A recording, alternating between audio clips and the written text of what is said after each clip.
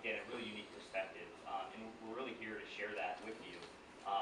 and try to answer any questions that you may have of general technical nature, the types of control that the systems would allow you to have as a regulator, the type of information, and really what you'll find as you go into this is that the technologies really can be tailored, and so you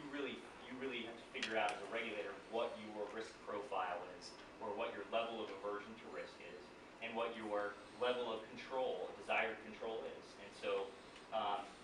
it really runs the gamut within our country of the level of control that regulators have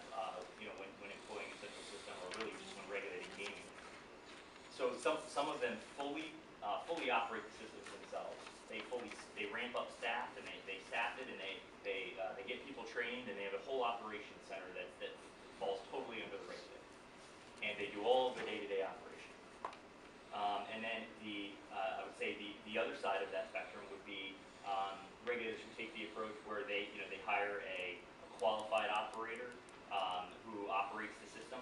and is obviously licensed in background, and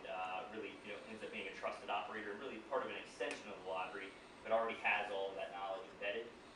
And in those cases, the lottery then takes more of an audit role, and so they'll come in and they'll do periodic audits, and they'll require certain things like reports and things like that are sent at certain intervals. And obviously, what you can see in those two structures is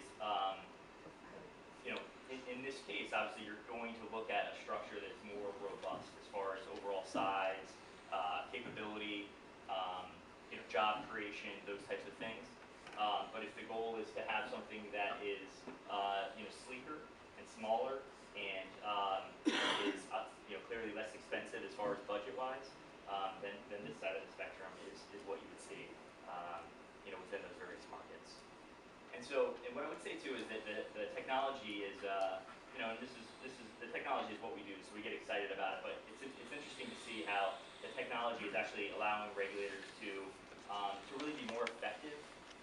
at achieving their regulatory objectives, but doing it in a way that's more efficient than could have ever been imagined. So, one great example of this is within Senate Bill 152. It's obviously it talks importantly about player protection and informed players, and making sure that you're notifying players of when they may be playing too much. Some of the systems, the newer protocols that they're using, the actual communication protocols that are being used, actually support the ability for the system, which is always linked to the games, to actually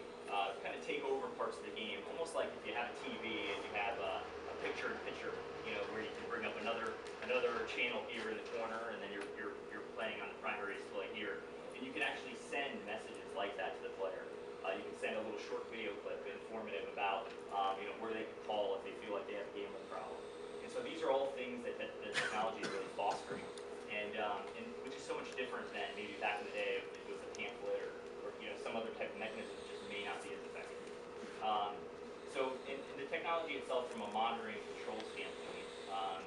it's really dramatic